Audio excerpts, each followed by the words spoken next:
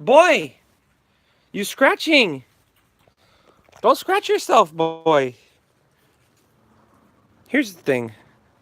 When you have the akita, you must feed them raw meat. They don't want any animal free products. They don't want anything that doesn't have nice animals for them to eat. So, we have these patties.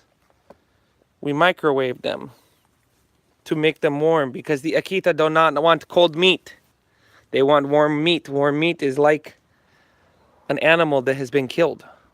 Give them warm meat. Give them some warm mitos. But you must feed the leader first. You got to feed your number 1 dog first, and then you got to feed your number 2 dog, and then you got to feed your number 3 dog, okay?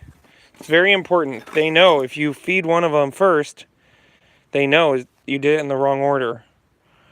This is what we have to do every day. Oh, look at that juicy meat. Disgusting. Oh yeah, I want some meat juice. I like meat. I like this meat juice. It's good. Yeah, you do like your meat juice. I know, buddy. I know, you do. You good boy, that's why. You excited about your food?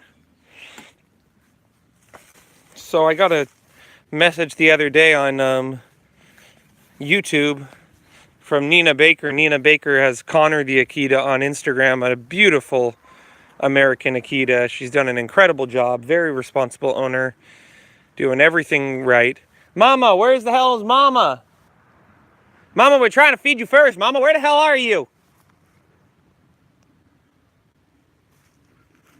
These guys are hilarious. They love hiding underneath the car. Mama, do you want to eat your food, Mama? Teya. Oh, there's the old lady. Where were you? Sleeping under the car, old lady? I think she likes to sleep under the car because it's her little safe spot. Oh, this is my meat. I love my meat. It's not too cold, don't worry, okay? It's just the right temperature, just how you like. Let me check it. Yep, see? Not too hot, not too cold, just like Mama likes. Henry, get out of here. You're making Ma nervous. Go on, Hen.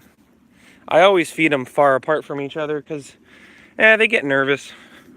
Especially when it's food that's this good. But anyways, Nina Baker contacted me and she said that her parents have a 12-year-old Akita. Oh, buddy, you happy? Oh, he is happy. The psycho. And apparently there's a bear came. No, leave this alone. Go on. Go on. Get out of here. Go on. Get.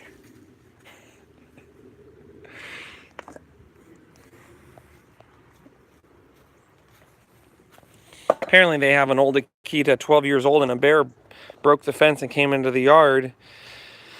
And they heard this commotion, and the bear, the Akita ran after the bear, charged the bear, and chased the bear away. And the bear ran away. 12 years old, folks. I have never heard of a dog actually scaring off a bear.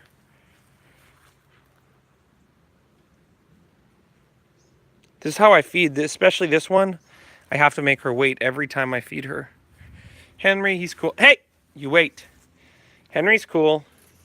He doesn't really matter, but we have to be very clear. If you have a dominant or assertive dog, this is the type of stuff you got to do. You got to make them be patient. It's called permission-based training. Look at that look on her face. She says, I'm waiting. Don't worry. I'm waiting. I'm waiting. I'm waiting. Okay. Oh, Kai. She's a fucking beast. Look at her.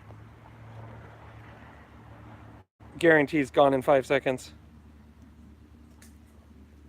Literally 5 seconds. Where's your food? Where the hell did your food go? That's 5 seconds. I'm hungry. Sorry. I like that food. It's good. Oh, you ate that very fast, Kai. Can you please rinse my bowl out? Because the ants get in here. I will say this, okay, raw food is a much bigger pain in the ass. You have to freeze it, you have to thaw it out. Then you have to make sure you rinse the bowls out because the ants and the flies will get in here. And then you also have to be careful because a dog that may never have been food possessive before, like Henry, for example, they could very much get food possessive over this food because it's so much better. You give a lot of dogs aren't possessive over their food because their food is just so shitty. It's just dog food. But me personally, I think, and there is research out there to back this up, but yeah, feeding your dog unprocessed food, meat. In my case, my Akita mixes only want animal products. In fact, I had small batch unprocessed dog food, and the dogs, they didn't want it because it was just mostly vegetables. It was funny because the guy at the pet store was like, oh, here, this stuff's cheaper. You could buy this stuff, and look at how gross this is. This stuff's cheaper. You could buy the small batch, and the only problem is small batch has like vegetables in it. My dogs don't want to eat the vegetables, so now we're on Stella and Chewy's beef. It's an interesting thing too. My dogs don't like chicken that much, and they don't like duck that much. They really want mammals. But yeah, you can see there's more veggies in here, and they would not eat it. I was blown away. They were like, no, we're not going to eat this food. Sorry, dude. So, and then you always got to wash your hands. Like after you handle the meat, you got to wash your hands. I don't cook much meat at my house. So every time I do this, it's like whatever utensils have touched this meat or Tupperware, it's like I almost got to put it in one side of the sink and everything else in the other side of the sink. But they've done studies and they found that the longest living animals, like pets, were eating unprocessed food. And that processed dog food of any kind is bad for your animal. I mean, your animal can survive on processed dog food. Now I even got to wipe down my cell phone because I touched that with some meat juice in my fingers. But yeah, they basically said that unprocessed food is better, and processed food might be why dogs don't live as long as they used to. So yeah, that's about it, folks, for today. Daily E. Connor the Akita's uncle chased after a fucking bear, scared it away at 12 years old. And, there's been a lot of conversations recently about how these animals are dangerous, and I love RF. He's been having Akitas for 20 plus years, and very skilled owner, and just very honest, and not trying to sugarcoat or make things seem other than how they are. So often people are just trying to sugarcoat the reality that, dogs are gnarly. I mean, I'll tell you this, I'm never surprised. When a dog bites a person, I'm never surprised. When a dog kills a dog, I'm never surprised. If somebody told me we had the most friendly dog in the entire world, he loved everybody, and one day he just jumped up and fucking killed a person, I wouldn't be surprised. Because people are clueless when it comes to their animals, and they're completely out of touch with animal psychology and thinking and feeling how an animal feels. They're in human world, and human world is very different than animal world. So that's just that, folks. I love you all dearly. I always appreciate the watches. I always appreciate the comments, and I always appreciate the subscriptions. And I don't even fucking care how many subscribers I have. It's just you guys. That's the reason I'm doing this. I'm just doing it for you. I got to. We got to keep this conversation going. Keep getting this content out there. And have a lot of content out there on the internet telling people how gnarly these dogs are. It's not to say you can't have them and you can't take them everywhere. Let me phrase something.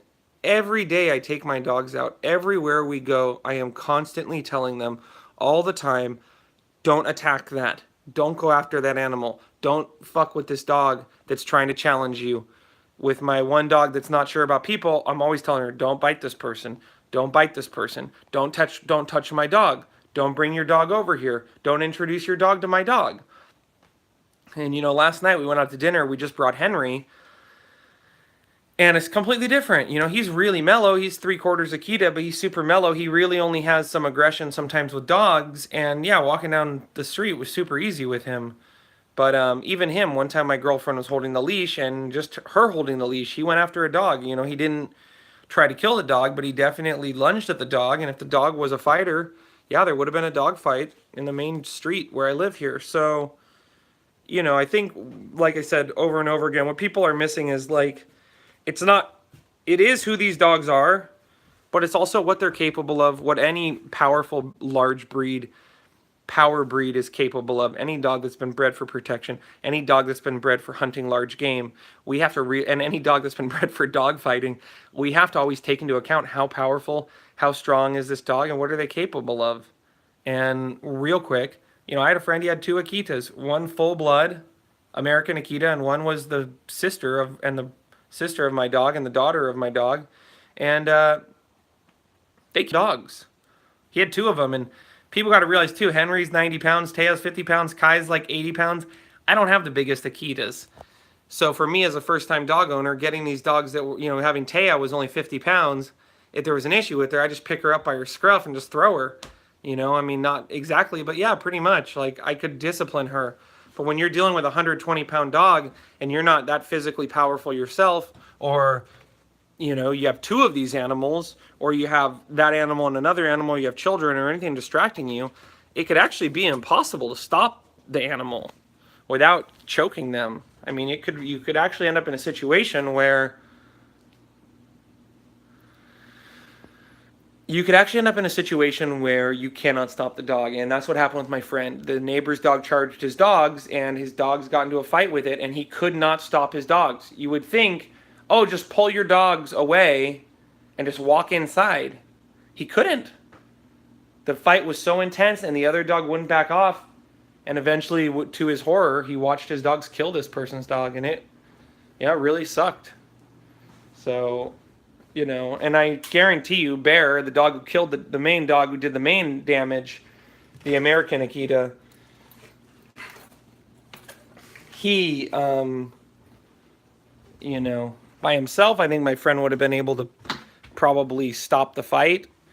But with both of them, no, he couldn't. And, you know, that was just the reality of what happened. He had to move to a whole nother city because he got sued. But Bear, I mean, if Bear was unneutered too. So, I mean, if Bear had been neutered at a young age and extremely well socialized, he's a very sweet Akita. I mean, he's the sweetest guy. I would trust him with children. He's a really sweet dog. But when it comes to other male dogs, unneutered male dogs, they're fucking nasty. And I think that's a big point too that RF makes too, is like, well, are you talking about unneutered Akitas or are you talking about neutered Akitas? You know, if you neuter them, yeah, they're a lot less dangerous. But if you unneuter the dog, or you don't have their balls chopped off, then you will see what they really are capable of. I mean, I see pit bulls, come on, mama, with their testicles wandering around with no problems. I have never seen an unneutered Akita that was okay with dogs of the same sex. I've never seen that in my life.